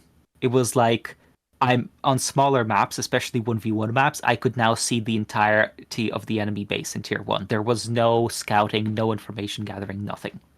So that's been nerfed to tier 3, where I feel like it's more appropriate to give the player that amount of information about their opponent. So the Whirlwind Mark II was underperforming, especially its Inferno attacks, so that's been buffed to be better versus the things that it claims that it's good at. The AoE and... So this was a weird thing, where Whirlwind Mark I, it claims that its accuracy was 0.7, which means that it would miss 30% of its shots. However, often, especially when targeting ground, it seems like that would be untrue and it would hit with like most of its shots. It's something weird with targeting ground where maybe because you're not targeting a unit, the accuracy isn't calculated or something along those lines. So because of that, it was doing way too much damage than it should, because it basically had 30% more accuracy than it should have, especially if you were to target ground. So its accuracy was increased to make the gap between targeting units and targeting ground less, but its damage was nerfed as a result. And Missile Barrage was given a cost because it was just... Yeah, it was a free ability that you needed to spam, and it was very good. So now there's a cost to it, so it's not just a requirement to constantly spam it. You need to think about it. Shadow Masters. This unit has probably gotten the most nerfs out of any individual unit. Yes, thank you, Taekon. Yeah, the Damocles also gives a aura damage reduction, damage on top of everything else. So yeah. Oh, while Tachion's here, yeah, thank you for the campaign configurator. Yes, that's the important thing. We can talk about it more. Do you have the campaign configurator like installed on your? Yeah. Yeah, so we can show it off and talk about it more when we get to campaign.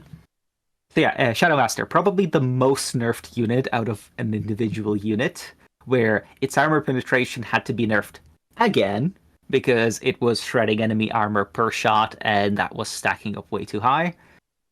And health was nerfed as well because they were just way too tanky for a sneaky, invisible command squad. And the armor was buffed, but this is actually a nerf because we're again talking about the recruitment cheese, where you could get extra squad models with them if you were to use the ability on transports. Oh wait, okay. So the transport thing, is that coded to only affect? So that's filtered by certain armor types. Is that just basic infantry, and elite infantry? So and neither heavy. Basic infantry. So basic infantry, heavy infantry, elite heavy infantry. It cannot affect elite heavy infantry, the fifth, like the highest armor type. Hence why they were changed to being elite heavy from just being heavy. Oh, I see. Sorry, it's gone from heavy to elite heavy. Yeah. So now it can't be. Okay. Exactly. Yeah. Because it's basic infantry, elite infantry, heavy infantry, elite heavy infantry. And it couldn't affect elite heavy infantry, but it can affect everything else. So that specifically is a buff to most people, but a nerf to the people that were abusing that mechanic. Avenge? Was it Avenge? I don't know if it's Avenge. Someone was. I remember someone was. Maybe it was Never. I don't remember. But yeah, increased. So the amount of HQ slots for Space Marines were for some reason 2. For context, these are there to help safeguard your builders from early pushes where, if an enemy runs into your base and tries to snipe your builders tier 0, you can just put them into a HQ. Yes, you lose build time, but they don't die. So that's what that's there for. But for most factions, it's 4 slots, but for some reason it was only 2 for Space Marines, so that's been increased to the standard 4. Hellfire Dreadnought. Let's backtrack a bit, because you missed out the Stalkers. And I would be interested to know what the kind of point of them is these days, because they've been kind of one of those weird units. Right, sorry, Stalker. Yeah, so it was way too good versus infantry, but actually kind of bad versus aircraft. So I'm pretty sure its range, when I say its profile, I'm pretty sure both its range was increased as well as armor pens was changed to be much worse versus infantry and better versus aircraft. So its vehicle damage is better, its aircraft damage is better, but it no longer has infantry damage, and for some reason it could also spawn mines, which only transports should be able to do, so that's been removed as well. So it's a bit of a weird thing, because you've got a few in the game, sort of these specific anti-aircraft vehicles, but then aircraft comparatively is such a small part of the game. You kind of got to sort of give it another use. That's why I gave it anti-vehicle pens. Because then, yes, it's best versus aircraft, but it can also serve as a kind of somewhat anti-vehicle vehicle as well. So sort of against aircraft, it will do proper damage, but against vehicles, it'll be more of a long-distance chip damage? Decent damage, yeah.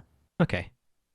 So that's the idea. We can tweak around it some more, honestly. I wouldn't mind reworking all of the specific anti-aircraft weapons to have some kind of secondary purpose, or to just rework all of them to work differently. It's definitely a layover from old times. Because coding-wise, feel a bit weird. Yeah, coding-wise, we generally treat aircraft as vehicles. So most anti-vehicle weapons have an appropriately sort of similar anti-aircraft damage. It's what we do with like monster armor.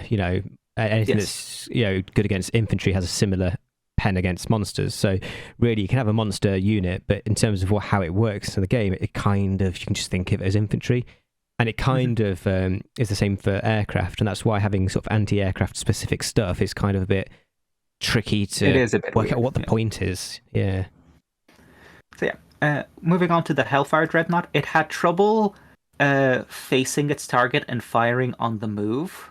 So it now uses its facing from the assault cannon, and it will kind of fire and turn properly on the move.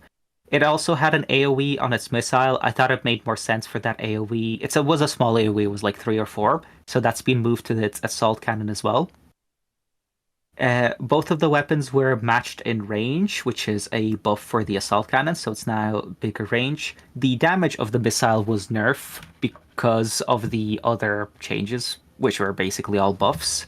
And health was reduced because this is a ranged dreadnought, but it had the same health, or like around the same health as the other dreadnought that had to spend extra money to get ranged weapons. So the idea is to make this a squishier backline dreadnought. So,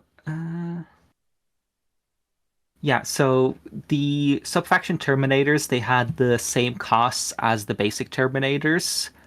And I decided to increase that a bit after some feedback, because they would basically just completely overshadow the basic Terminators. This is a good cost. Good change.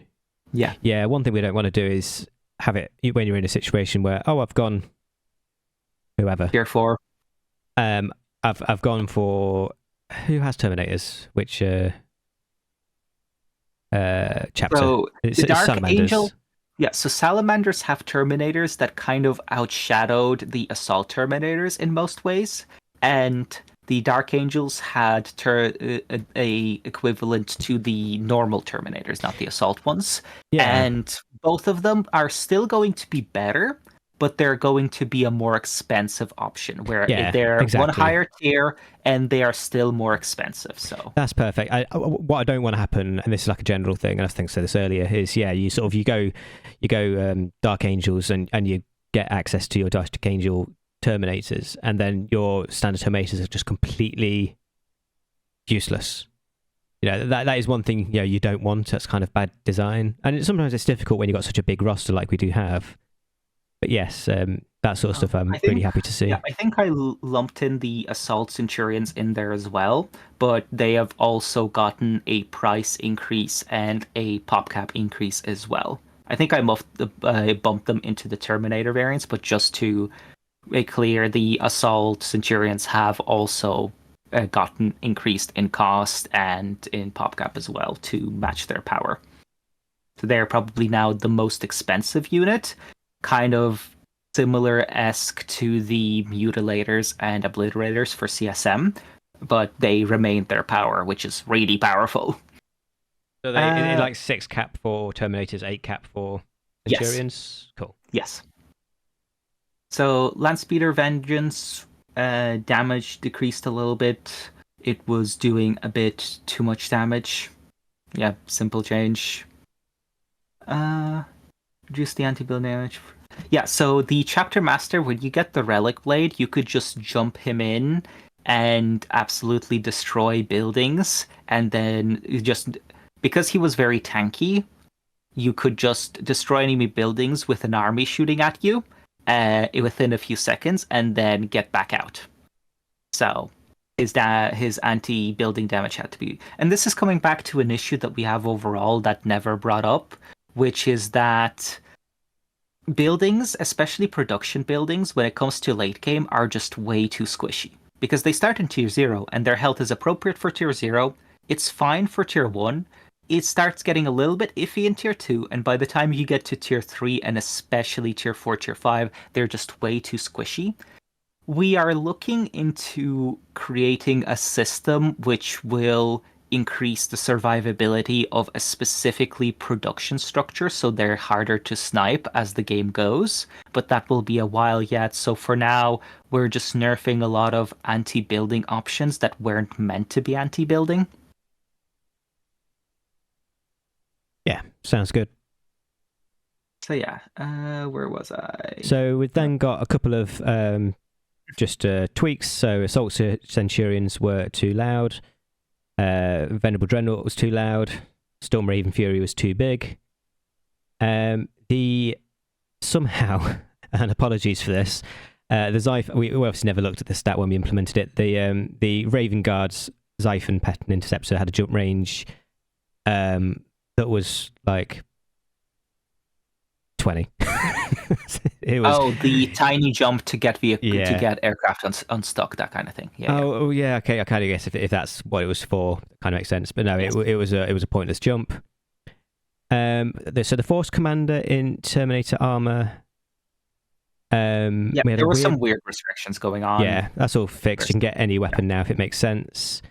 The Warlord Titan, I've removed the missile launchers because they looked terrible firing, and I could just remove them, so I did.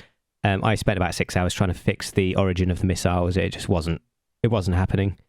And then all of the weapon upgrades have been reworked, just in terms of positioning, descriptions, and all that sort of stuff. And then the last 2 stuff are your changes. Yeah, so the Thunderfire Cannon, it was an awkward unit that no one really used, so it's now been moved to the Imperial Fists, and now has a new ability, which is a toggleable ability, and when you activate it, it will provide a range and attack speed buff to the units around it. But again, if you want to know about the sub-factions, go watch that stream that we did, because I go into more details there. That disables the squad's movement, though, doesn't it? Yes. Yeah. Disables the squad movement. And the Relic Blade that I mentioned above has also had its anti-Titan buff to compensate for the fact that it's worse versus buildings. The actual target it's meant to go for, which is Titans, it's now better at. Cool. Tau, is there anything in here that we didn't go over in the other video that you want to go over? I'll sort of whiz through it. Yeah. So basically, this first paragraph will just give you an idea. So total overhaul of balance, requirements, descriptions. Most changes won't be in the changelog, as it was. Yes, it was a total remake, basically. The infantry have all been reconceptualized, given a particular purpose, and then that purpose put into the description so people know what's going on. Full research system for the infantry, so that they scale a lot more, and the description should cover everything in really good detail. I think this is probably the most detailed descriptions in the game. Kind kind of how I kind of feel like it should be when it's necessary. So we'll see what the feedback is on the level, because it's kind of basically like advice sometimes in the descriptions of how they should be used.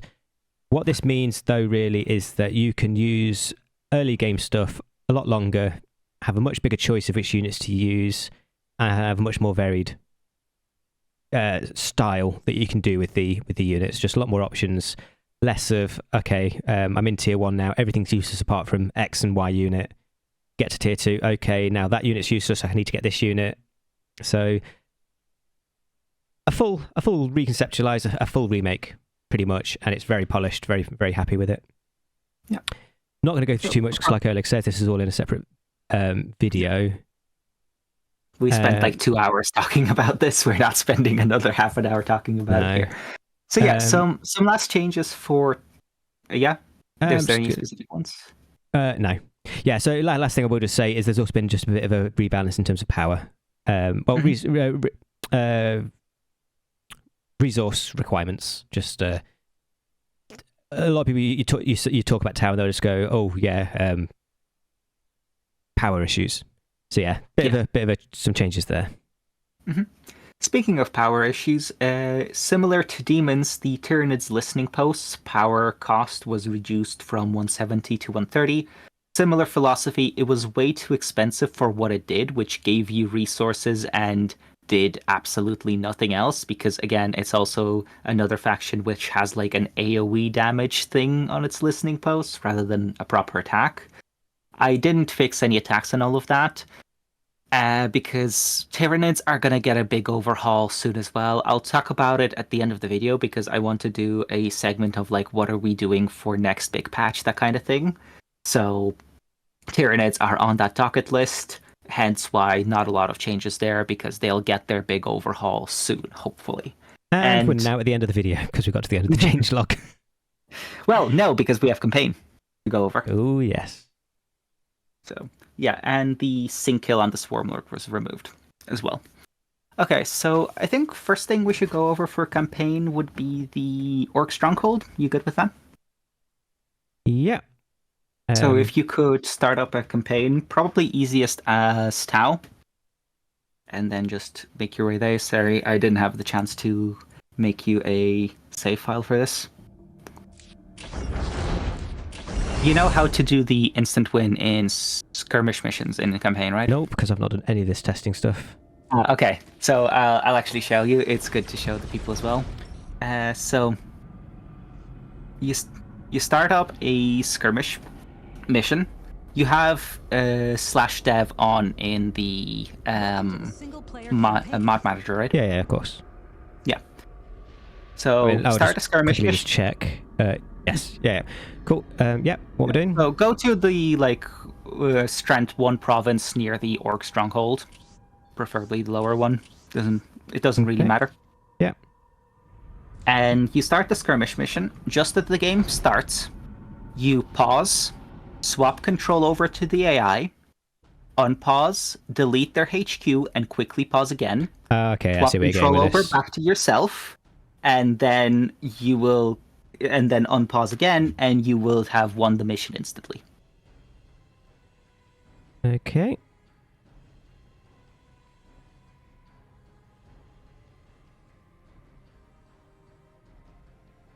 So yeah, so whilst you're doing that, Orc Stronghold was a bit of a difficult talk me through this. So I paused. I actually don't know how to do this when I'm not got dev mode on in skirmish. Okay, so pause. Yeah. So pause break. Yeah, we're doing that. Pause the game. Shift T. Oh, it's Shift T, is it? Sorry, that's the thing I didn't know how to do. Yeah. Shift T to swap to the neutral perspective, observer perspective. Then swap your perspective to the opponent so that you're viewing the game as them. Shift T again to become them. So Shift T. Okay, yeah. And then now unpause, delete the HQ, and quickly pause again. Cool. I assume I can delete before I unpause. Yeah, it's just need to start exploding. You need to make sure that that doesn't work yet. Okay, so that and that, yeah. And then just and same then thing. Shift T, swap back to you, Shift T, unpause.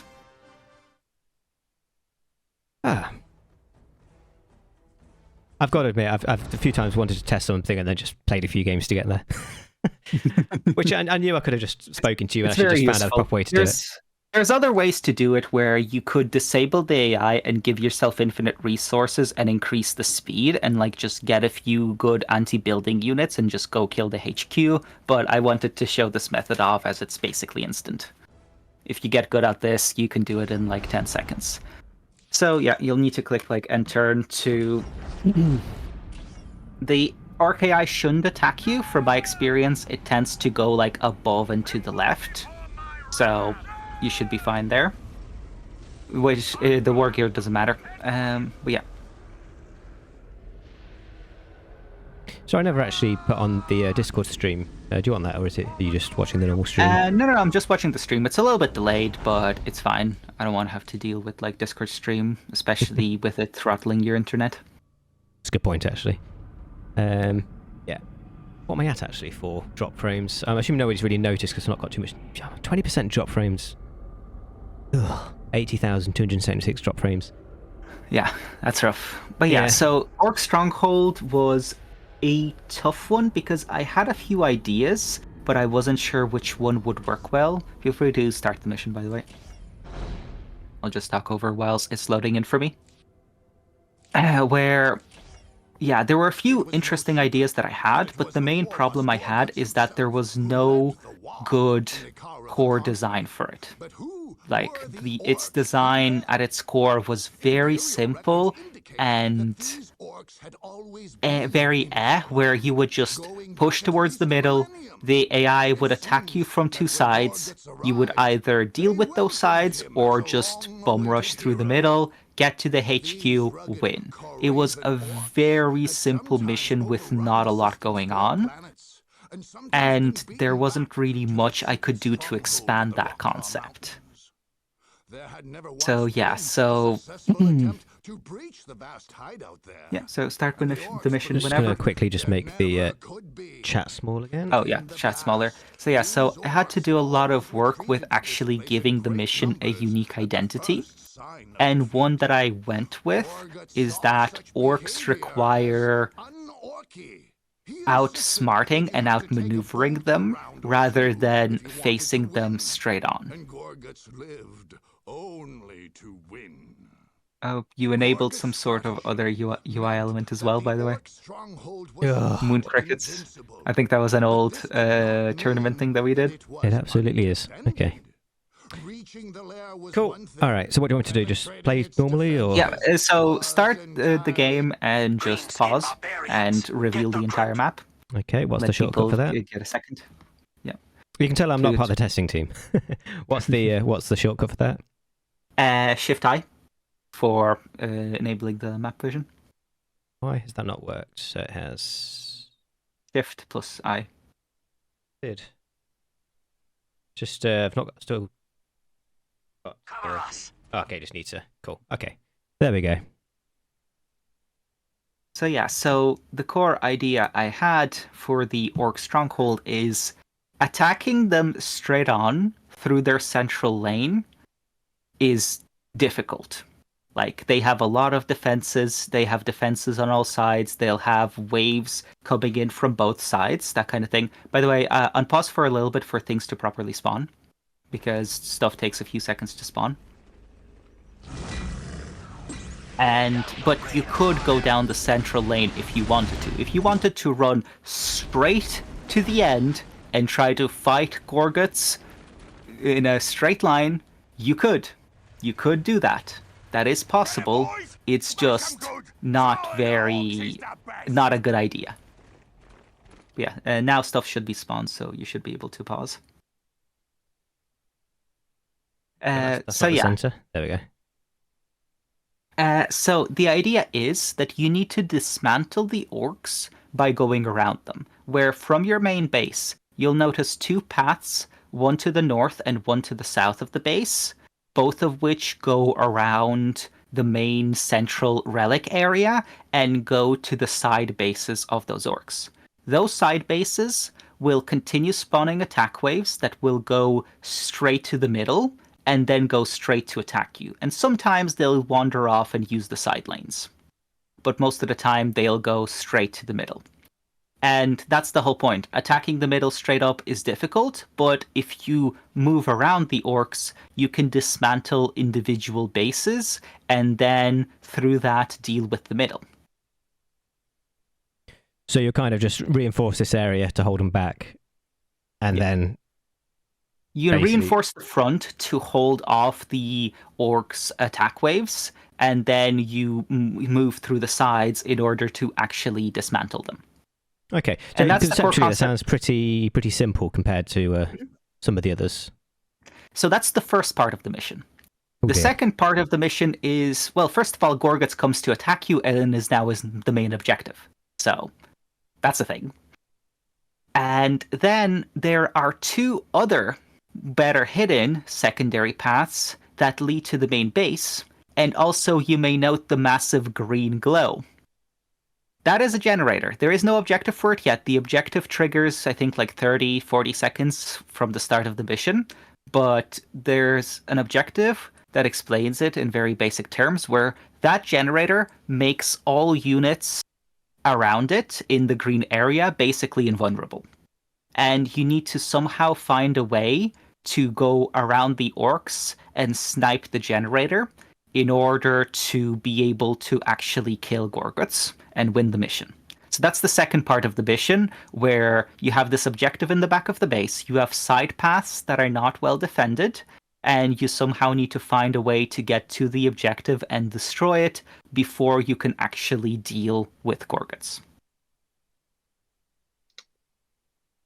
You said basically immortal. Does that mean literally immortal, or is there any way to kill them without destroying the generator? So they all have plus, I think, 150 armor. Ooh. So, funnily enough, stuff like the particle cannon for Space Marines will do full damage to the stuff, because for some reason that weapon has a minimum damage of 1,000. So no matter what armor, it will always do 1,000 damage. So there are some very rare weapons that will do damage, but most weapons will do negligible damage. Is this generator a new model made just no, for this? No. That's just the super plasma generator, the one that gives a bunch of power for orcs. Oh, this is just a normal unit for orcs? Yeah, this is just a normal tier 4 generator for orcs. Will explode, you newbie. No. Yeah. It's fun. Orcs are fun. Oh, maybe. Will explode. Yeah, maybe no. Okay, I get it now. Yeah, maybe no. Cool, yeah. So that's the core concept, where first half dismantle until you can capture the relic, and second half figure out a way to get to the generator. So when you say relic, where's this relic? The relic is right in the middle of the map, smack dab in the middle. Oh, sorry, yeah. I call it the relic area. This is where most of the orc attack waves will converge as well. So yeah, and if you've ever played the base version, you may note that a lot of the defenses don't actually stop you from moving forward. They funnel you instead.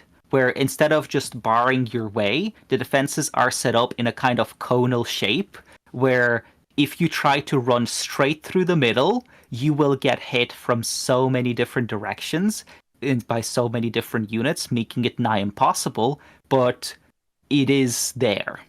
And this design took a while for me to figure out. There were a few other things that I had to kind of tweak around a lot. There was a lot of testing. Like the first version of the orc map looked very different from this, but I'm happy with the way it turned out. So much stuff to destroy. Looks like it'll be satisfying. Yeah, there's a lot of stuff to destroy. Oh, yeah. So, any other comments? Anything else you guys want to mention about it? The merrier. No, it looks good. So yeah, so that's the basics. Again, I'll be doing a full video where I go over all the mechanics in detail and the general strategies that I would recommend. But that will be for a later time. down the stream has gone on for quite a while. So there is one other secret thing that Clonan actually knows a little bit about, maybe. So if you go back and select... Whoa. You're keeping secrets from me? Yes, precisely. So, so if you go back and start a new campaign as Dark Eldar, there is something that we've been working on, and this is just a teaser. So this is something that Clonan and Eagle will be working on quite a bit. And yeah. Normal okay? I don't want to spoil anything, so I won't say anything until you actually see it. Normal difficulty? Difficulty doesn't matter here. Cool. Dark Eldar. Poor Skull. And then there is a moon called Iridin in the kind of middle of the map. I want you to select that and attack it. Oh, the tower one? No, not the Tau stronghold. There's a moon above between Kaurava 1 and 2. Okay, between the Sisters, IG, and Space Marines. No, I think that's what it clicks on. Oh, it's not Tau, it's Space Marines? No, it's not Tau, it's Space Marines. Sorry, again, I was on about the right place, I just thought it was Tau for some reason. What do you want to do, attack it? Yeah, attack it. Oh god, I've not played a game as Dark Eldar in years. So, yeah, attack it. Once you load in, give it a few seconds and then pause.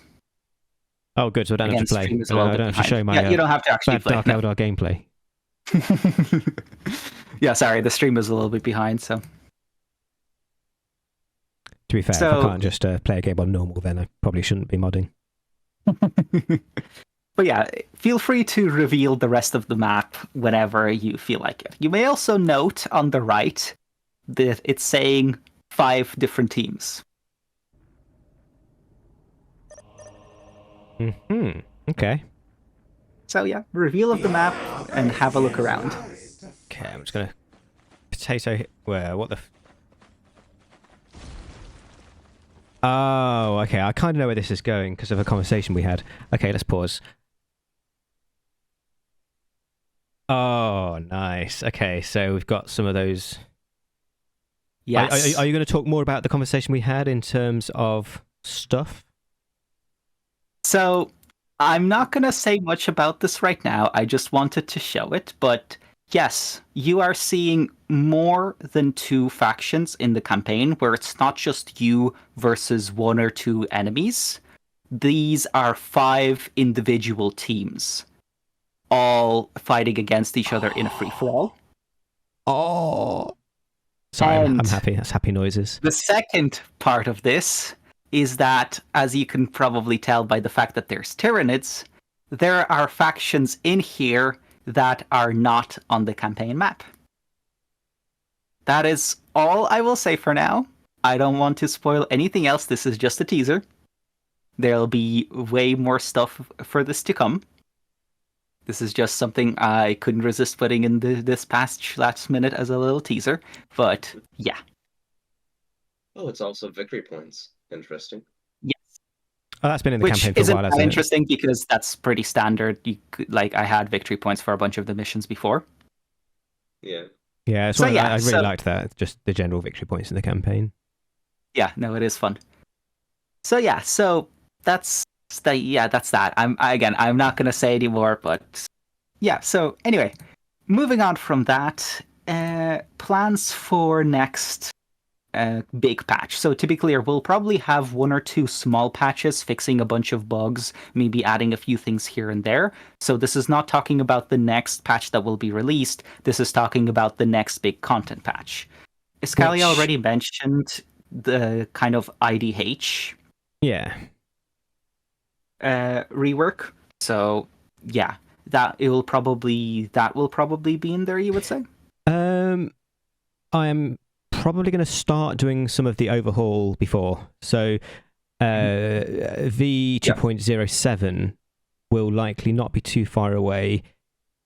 Assuming there's no big...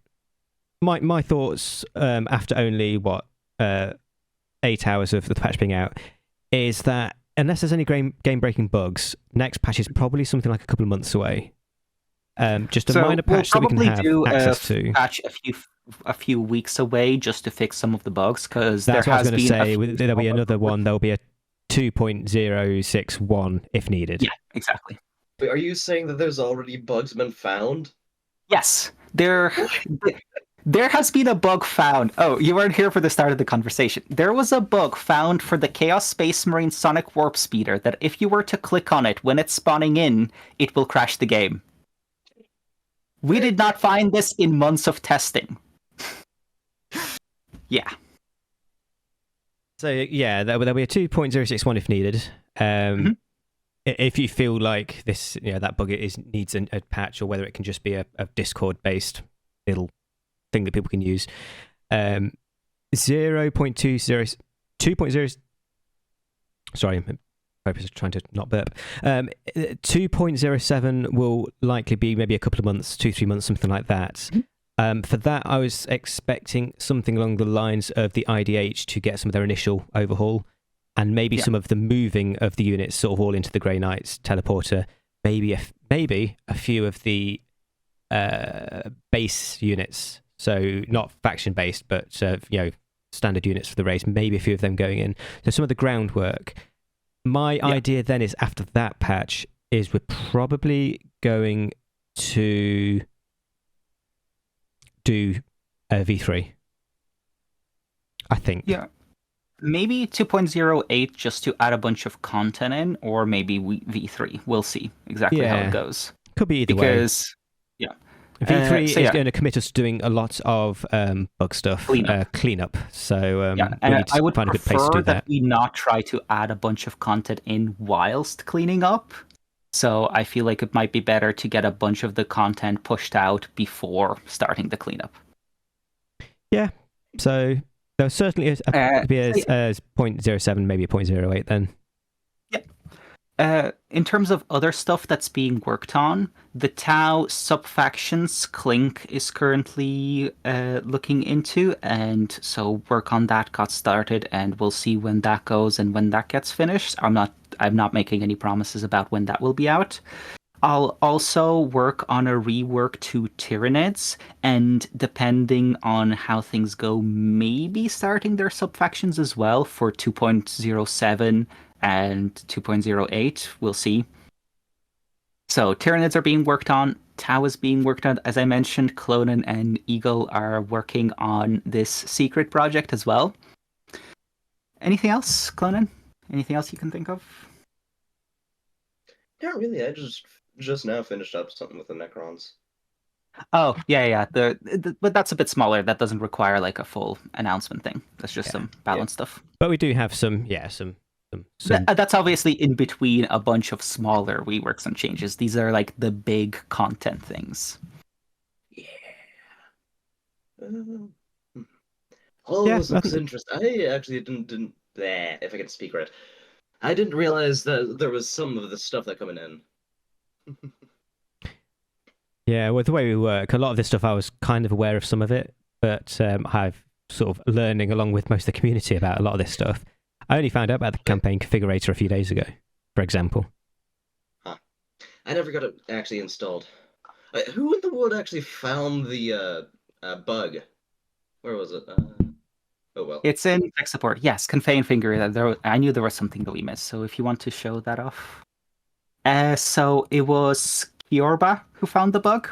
Apparently he was running the game at a quarter speed in order to like read a bunch of descriptions and stuff, and just accidentally clicked on the unit.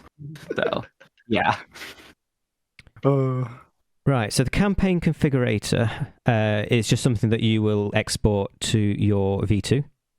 So it's just these. So yeah, you will export it into the Crucible mod folder. Yeah, in here as Escalia is showing. Yeah, and then you run stuff. This is 4K monitor.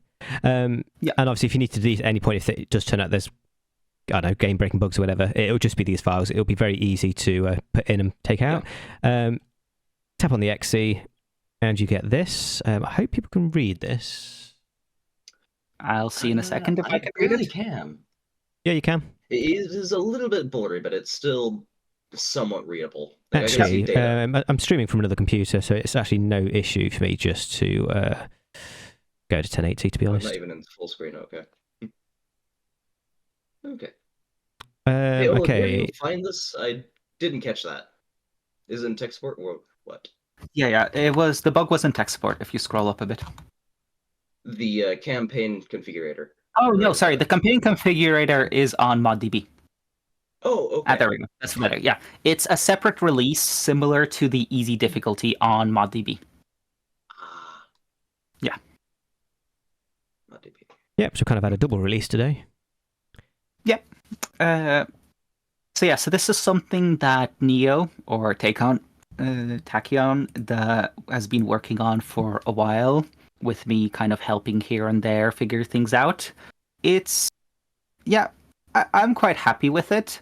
It doesn't have everything that people would want, but I feel like some things would be a bit too game breaking. But a lot of this stuff will make the game easier, especially for strongholds, because strongholds don't care about any of these for the most part. Maybe they care about the HP and fortress, like fortress and commanders, but I'm pretty sure that's about it. Like in terms of the cap and all of that, because all of the strongholds are scripted, they don't care about that. So they will make strongholds easier, and people have been asking for some sort of customization for the campaign for a while, so here it is. Yeah. So I'm assuming that in terms of usage, it's just tick a few, close it down. So you tick the ones that you want. When you tick them, what it basically does is it injects a piece of code that imports that win condition into the relevant campaign files. You could do this manually before, like funnily enough. You don't need to all of this is just quality of life. You could technically do all of this manually before, where you could go and for each of the relevant campaign files import in the right win conditions kind of thing. But this just makes it easier, where you tick it, it injects the code into the right places, and then it will, work.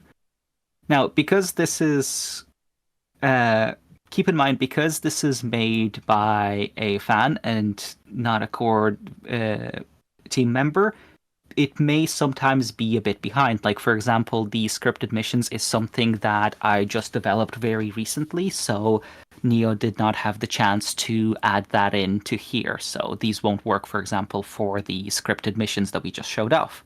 So keep that in mind, be nice. Is that just the restricted ones that won't apply to the strongholds? So the universal ones should work on everything, or? No. So none of them will Sorry, all of them will Oh, yeah. Sorry, you're talking about strongholds? Oh, right. Just in general. So I was talking about the scripted mission, where the scripted mission, none of these will work for, because it just doesn't know to inject the code in there. Okay. So as for the restrictions, those have specified that they don't apply to Stronghold, because again, Strongholds are scripted, and all this does is restrict the AI from building these units, but Strongholds don't build units, they spawn units. So, doesn't apply to them. Cool. So yeah, and with that, I think that's about it. I think it is. Nice, juicy 2-hour stream. Yep, so thank you, everybody. I appreciate it's a bit of a long one, bit of a technical one, but to be honest, these streams are pretty much just a dev chat. Don't have to worry about showing off lots of sexy stuff. It's just about, for the people that really want to know why we do stuff, our thoughts behind stuff, that's what the idea of the stream is. So I'm not going to worry about it being 2 hours of looking at a changelog. But yeah, thank you, everyone. Thanks to the community for never really giving a shit for the fact that, these patches take a long time to come out. I think the size of this patch kind of justifies it. But we appreciate the fact that we don't really get a whole lot of negativity. We get people asking for some things to get added to the game and then being a little bit butthurt when they don't get a positive response from us. But, generally it's a dream to have this mod and have the community that we have. So, big thanks. Considering the amount of people we have a very positive community, because, This is a phenomenon that you see in most games where, as the community grows, even if there's the same percentage of negative people, because there's just more of them, it feels more toxic. And we just don't have that. Like, as I mentioned, we have 6,000 people in the Discord, and we don't have fires and people being mean to each other and just things we need to moderate every single day. Like, most moderation work that I've done in the past months is banning bots. Like, Absolutely. We've had quite a few bots. It's actually kind of funny.